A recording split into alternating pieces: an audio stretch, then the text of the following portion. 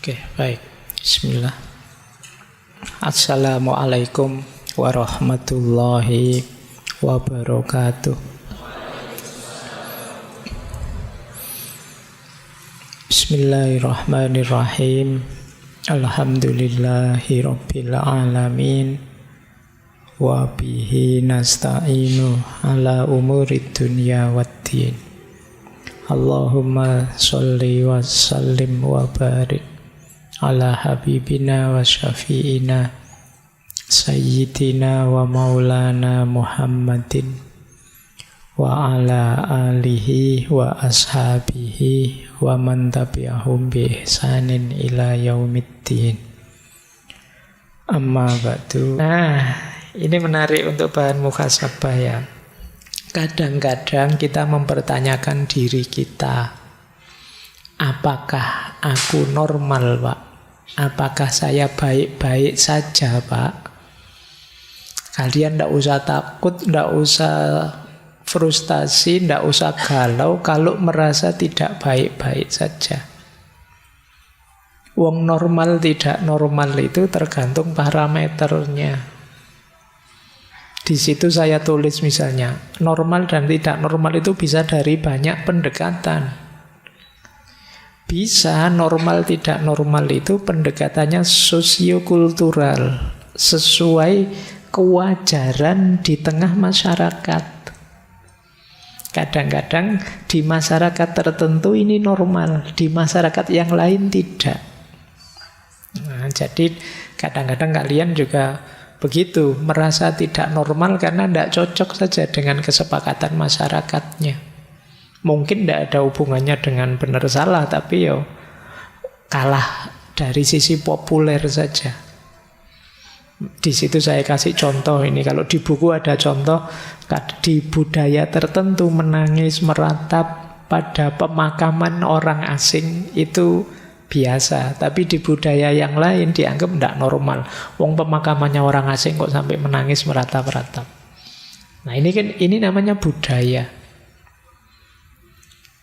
Ada satu daerah kalau teman-teman disuguh makan harus habis. Tapi di daerah yang lain kalau teman-teman disuguh makan justru jangan habis. Nah itu kenormalan yang berbeda dari kultur yang berbeda. Kenapa sih logikanya kok yang di sini harus habis? Ya biar tidak mubazir. Sementara yang sini jangan sampai habis, biar kita tidak dianggap nek basa Jawa ini geragas. Disuguhi banyak sekali yo, habis semua kan gitu. Ya, makanya kalian harus pinter-pinter ya kalau bertamu di tempat yang jangan sampai habis ya, kalau ngambil makanan yang banyak nanti biar tidak habis. Nah, kalian harus paham budaya. Jadi normal dan tidak normal ini berdasarkan budaya.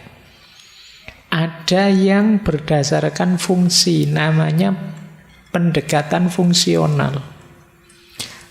Disebut normal kalau kita bisa melakukan apa saja sendiri, mandiri. Bisa makan sendiri, bisa sekolah sendiri, bisa jalan sendiri, bisa apa-apa mandiri. Terus, berarti kamu sehat. Nah, ini namanya fungsional. Kamu normal. Nah, yang tidak bisa sendiri, perlu bantuan, perlu dorongan. Orang menyebutnya tidak normal. Ini namanya pendekatan fungsional saja. Ada kalanya normal dan tidak normal itu berdasarkan zamannya saja. Zaman dulu normal, zaman sekarang tidak normal. Di buku ada contoh, zaman dulu kalau ada guru mukul muridnya, biar muridnya kapok, biar muridnya jadi tidak nakal lagi, itu biasa. Tapi sekarang bisa dilaporkan polisi gurunya. Nah, normalnya berubah hari ini. Nah, ini pendekatannya sejarah. Makanya kalian jangan kaget, kan banyak itu sekarang yang melapor guru dan murid itu. Zamannya berubah ternyata. Tidak sama dengan dulu. Kalau zaman saya kuliah dulu, ya kadang-kadang setiap hari Senin itu gurunya ganti penggaris. Iya, karena tiap hari Senin kita disuruh baris, dilihat kukunya. Kalau panjang-panjang kukunya dipukul pakai penggaris, gitu ya. Kadang sampai penggarisnya patah. Itu kalau hari ini bisa ditangkap polisi, gurunya dianggap penganiayaan. Tapi zaman dulu normal. Itu berarti pendekatan sejarah normal tidak normal itu. Ada kalanya pendekatan situasional, ya lihat situasi. Di situasi tertentu normal, tapi di situ yang berbeda ya tidak normal. Kamu kuliah misalnya pakai baju tidur, orang menyebut kamu itu tidak normal, kuliah kok pakai baju tidur. Nah berarti apa? Salah situasi, bukan berarti pakai baju tidur itu keliru, tapi tidak pas situasinya. Nah kalau baju tidur kamu pakai tidur baru pas, ini namanya situasional. Situasinya apa, kamu melakukan apa. Normal dan tidak normalnya tergantung situasi. Ada pendekatan medis. Kalau ini ya berdasarkan vonis ahlinya. Kalau ingin tahu normal atau tidak, ketemu dokter, ketemu psikiater, ketemu psikolog. Ada normal dan tidak normal itu berdasarkan statistik. Mayoritas.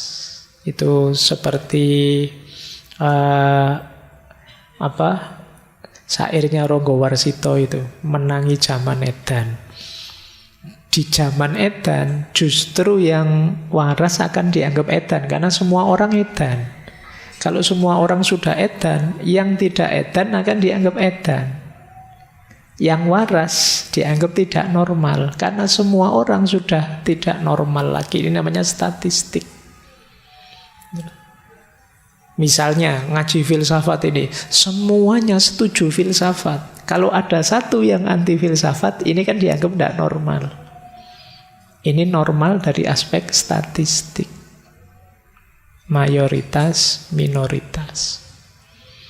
Jadi kalian tenang saja kalau ada orang bilang, kamu itu dasar tidak normal. Lu tidak normal dari perspektif apa dulu? Apakah perspektif kultural? Apakah perspektif sejarah? Apakah... Jadi biar kamu tidak terlalu stres kalau dianggap tidak normal ya.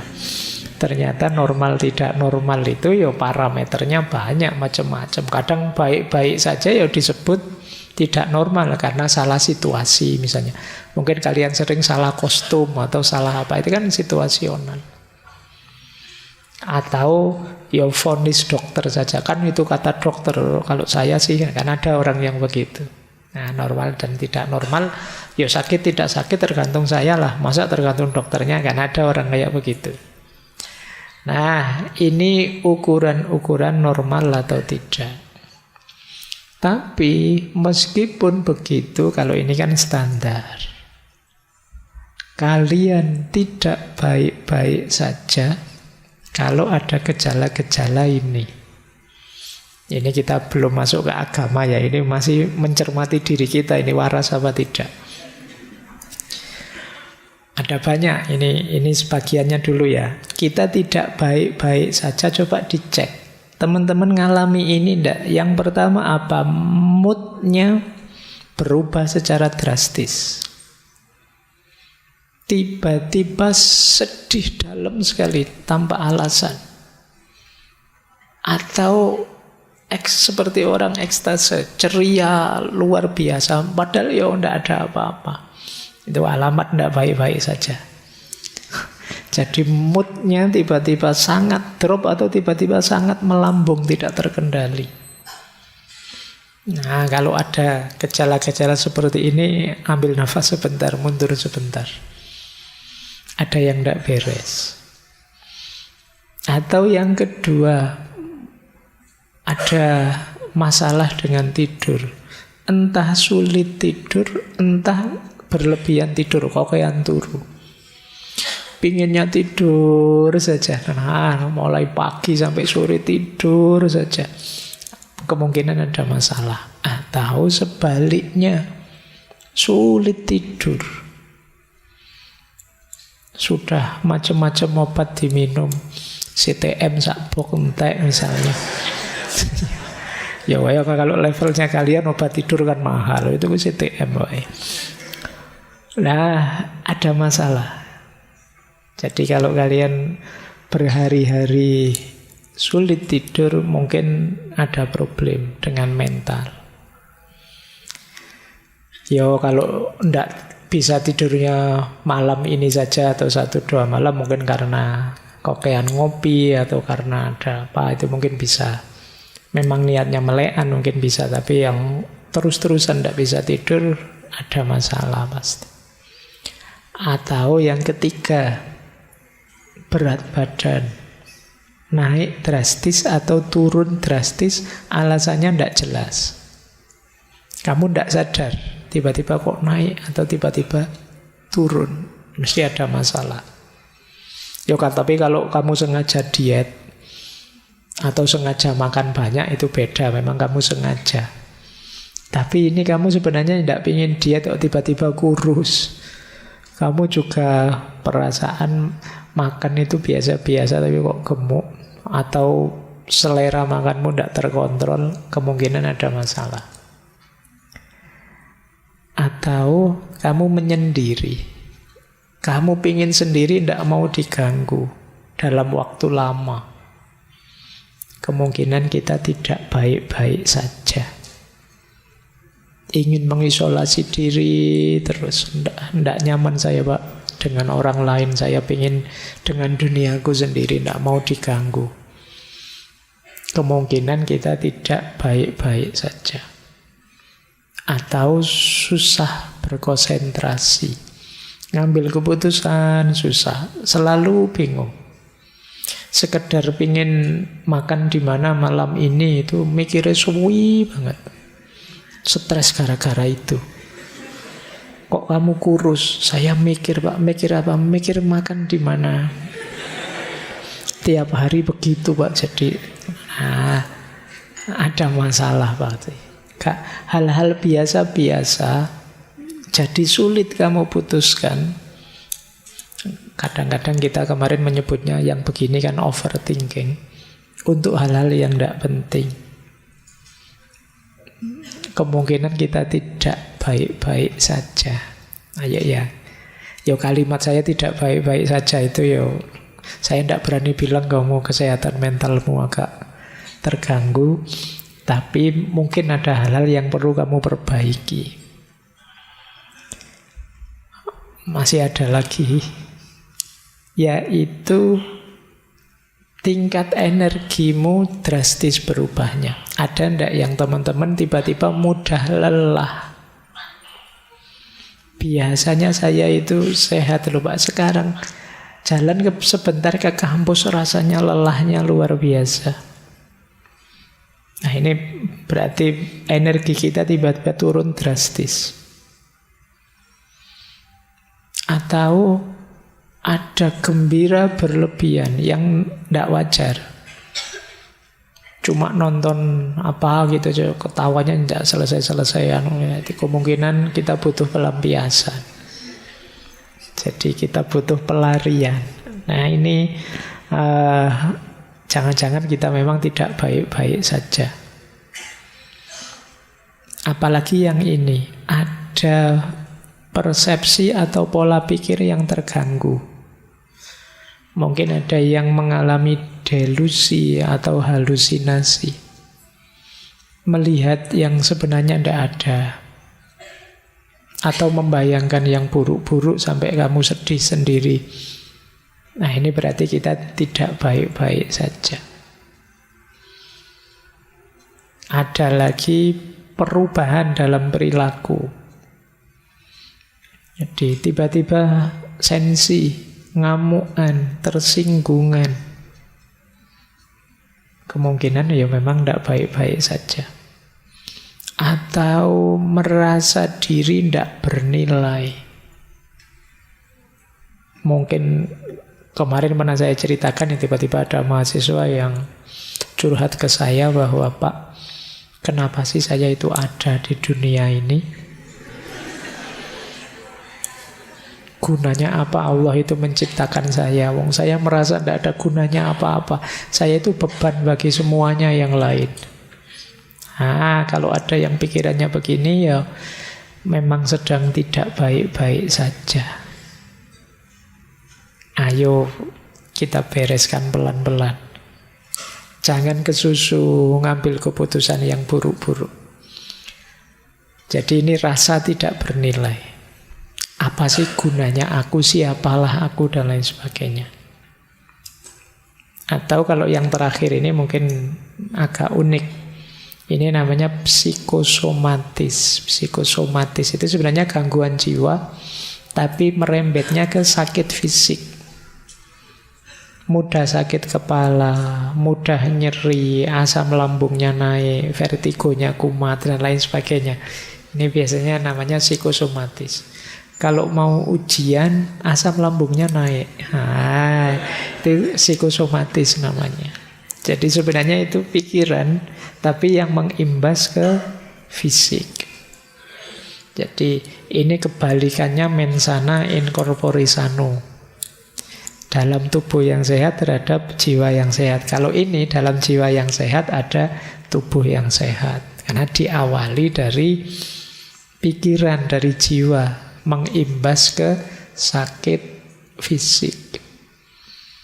Kalau dalam sejarah Islam kan ada cerita Imam Ghazali menyembuhkan, saya lupa, kalau bukan Al-Ma'mun ya Al-Amin, waktu muda.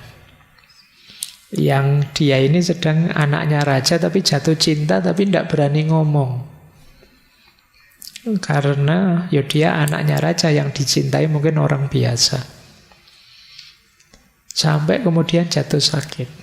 Nah, kan jatuh cinta tidak berani ngomong, bisa jadi sakit. Ini namanya psikosomatis. Yang itu tidak ada tabib yang bisa menyembuhkan. Akhirnya sama Imam Ghazali, ketika beliau diminta nasihatnya gimana agar pangeran ini sembuh, sama Imam Ghazali, Imam Syafi'i. Sama Imam Syafi'i dibisikilah nama-nama jalan seluruh kota. Nah, pas nama jalan di mana perempuan yang dia jatuh cinta ini tinggal, pangerannya melek. Wah, seneng Imam Syafi'i. Mesti hubungannya dengan jalan ini. Terus coba cari nama perempuan-perempuan semua yang tinggal di jalan itu. Nah, dibisikkanlah ke telinganya pangeran itu, dan begitu pas nama perempuan yang dia cintai, kaget dia. Tiba-tiba bangun. Nah, ternyata kuncinya di situ. Jalan keluarnya gampang, dikawinkan. Wong anaknya raja kan gampang. Kalau kalian tidak tahu saya. Iya, kalau kalian stres koyo apa meskipun ketahuan penyakitnya, kalau kayak gitu tidak jaminan juga. Kalau anaknya raja sih gampang. Baik, saya lanjutkan. Kalau ada ciri-ciri tadi berarti tidak baik-baik saja kalian. Ayo ya, mulai kita sembuhkan diri kita pelan-pelan. Ini saya ada kalimat menarik dari Lewis, The Problem of Pain. Kata dia, rasa sakit mental itu tidak sedramatis rasa sakit fisik. Namun lebih banyak terjadi dan lebih sulit ditanggung. Upaya yang sering kita lakukan untuk menyembunyikan rasa sakit mental biasanya menambah bebannya. Lebih mudah mengatakan gigiku sakit daripada mengatakan hatiku hancur.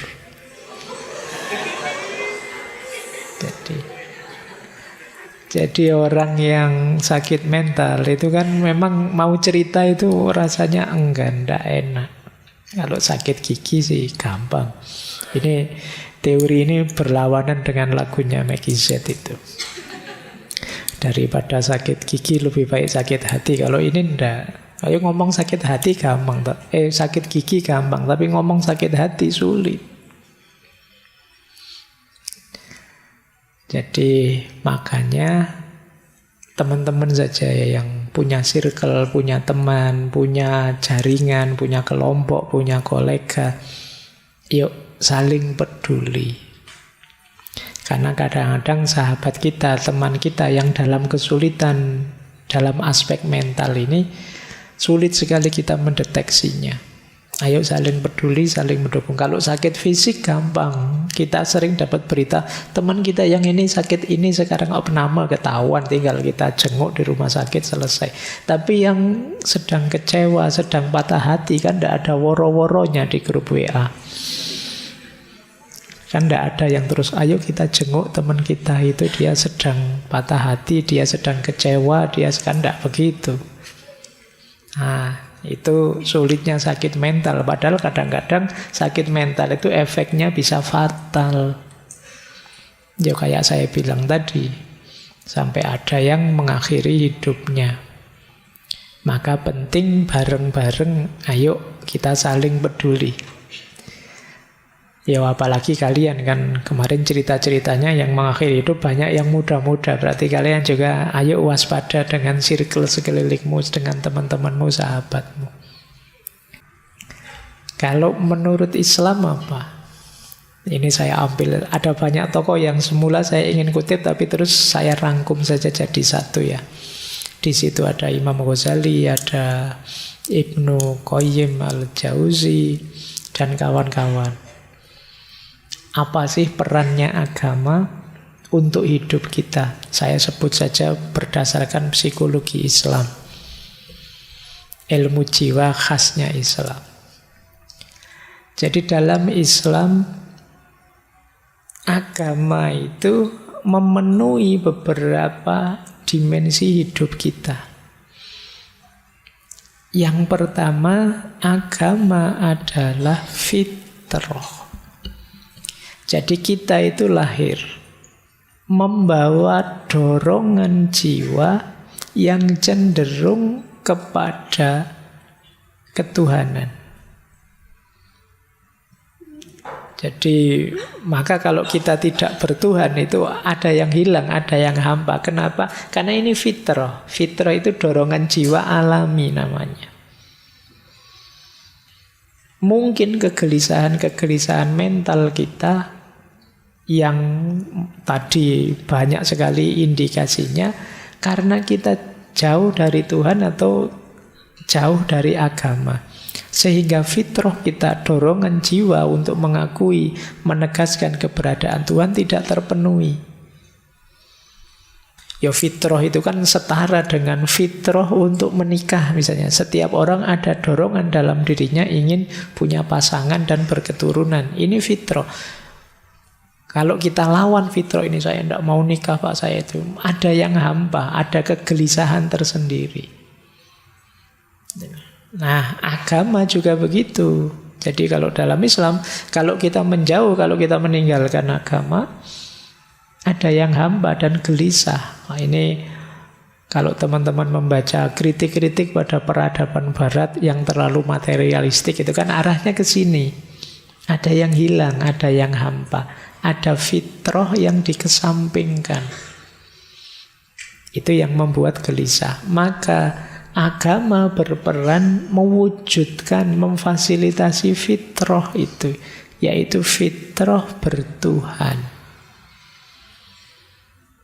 Itu yang pertama itu. Yang kedua, ada lagi perannya agama, yaitu peran akidah. Peran akidah ini, tadi kan hidup bahagia itu harus punya tujuan, punya nilai. Peran akidah ini dia berperan kita mantep, kita yakin, kita percaya pada Tuhan yang itu tujuan dan makna puncak hidup kita. Di situ kita nyaman kemudian.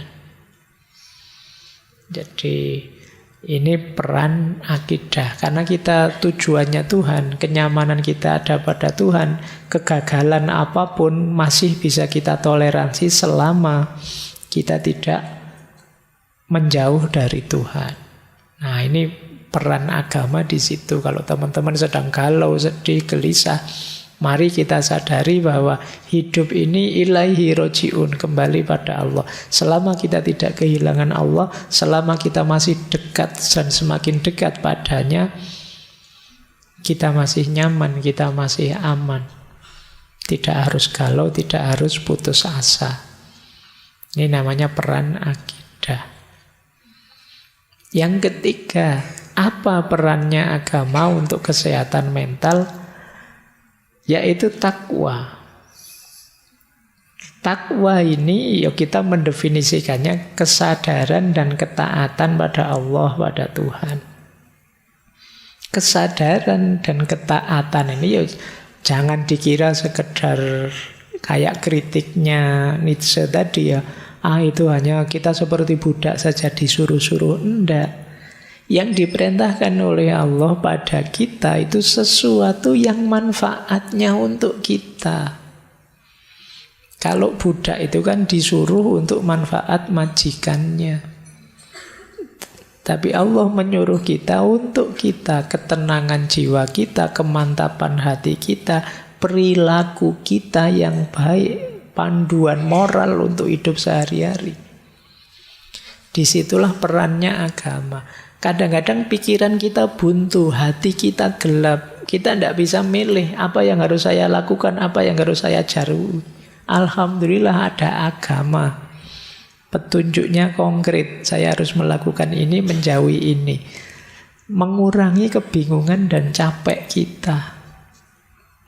Nah, itu gunanya takwa. Jadi ini peran yang ketiga dari agama. Yang keempat, agama juga punya peran evaluatif. Ini sering kita bahas, tadi juga kita singgung, malam hari ini kita agak muhasabah ya, mengukur diri kita. Introspeksi. Agama jadi standar-standar. Orang muhasabah itu kan ngukur sebaik mana perbuatanku, pikiranku, perasaanku. Aku ini tambah baik apa tidak. Evaluasi diri, introspeksi diri kan penting. Cuma kalau kita tidak punya standar-standar, sulit kita muhasabah. Pak, saya tafakur tentang diri saya, Pak. Kelihatannya saya lebih baik sekarang, Pak. Loh, lebih baik itu dilihat dari mananya. Nah, kalian perlu standar. Nah, agama menyediakan standar itu. Muhasabahmu lebih simpel sekarang. Pak, rasanya kok saya tambah jauh ya Pak dari Allah. Nanti kan kamu punya standar sekarang. Rasanya kok saya tidak bisa menjalankan perintahnya Al-Quran ya Pak untuk sabar. Saya kok ngamuan banget sih Pak. Nah ini enaknya agama menyediakan perangkat standar untuk kita bermuhasabah.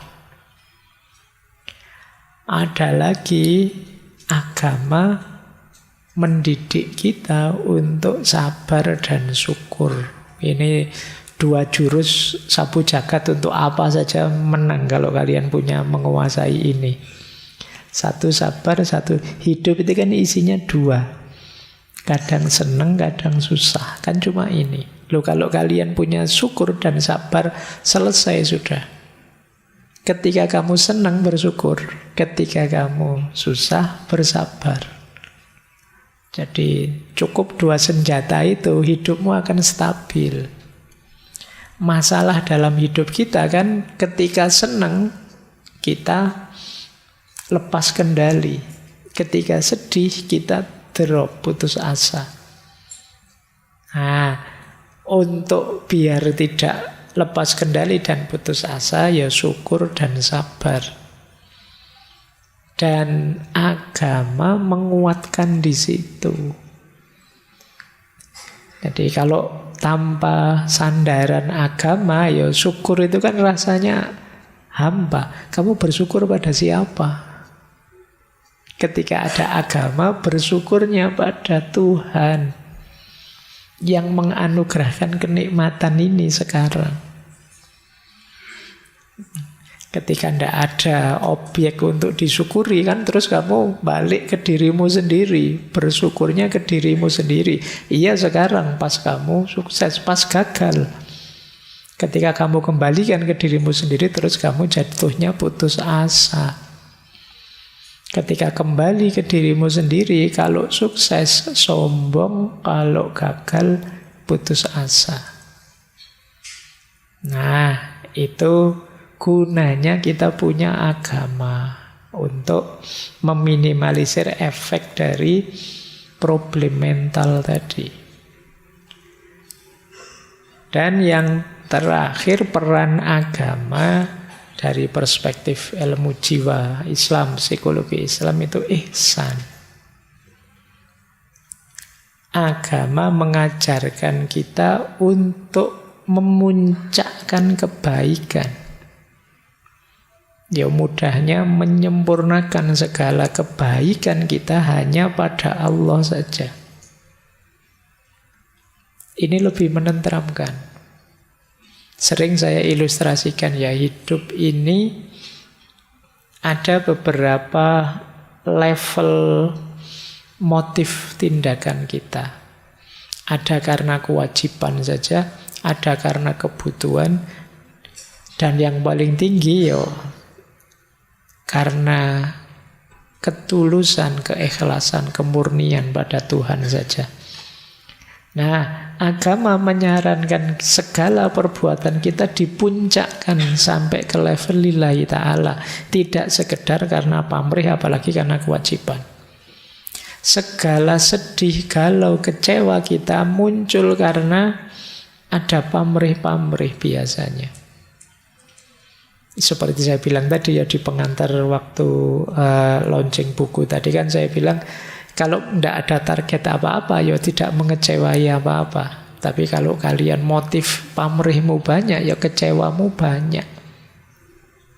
Ngaji ke sini, saya nanti ngaji, duduk agak pojok yang dapat sandaran, terus nanti ngambil minumnya 2, terus nanti kamu ngancang-ngancang gitu, begitu nyampe sini, loh yang datang sudah banyak, tempat dudukku sudah ditempati orang, minumnya tidak kebagian, kecewamu banyak. Kenapa? Tadi pamrihmu banyak.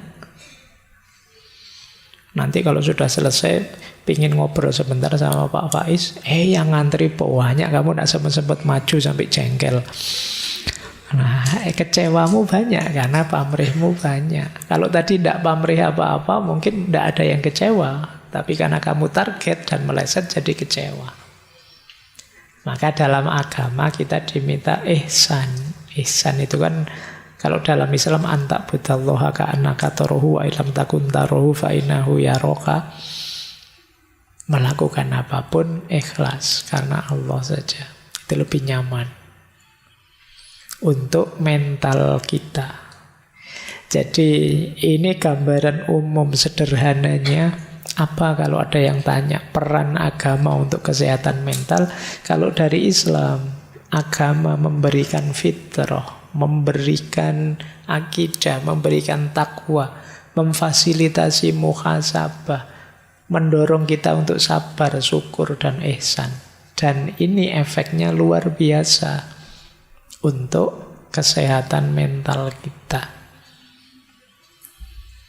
Saya akhiri sekian kajian malam hari ini. Insya Allah kita lanjutkan lagi minggu depan di tema agama dan ilmu.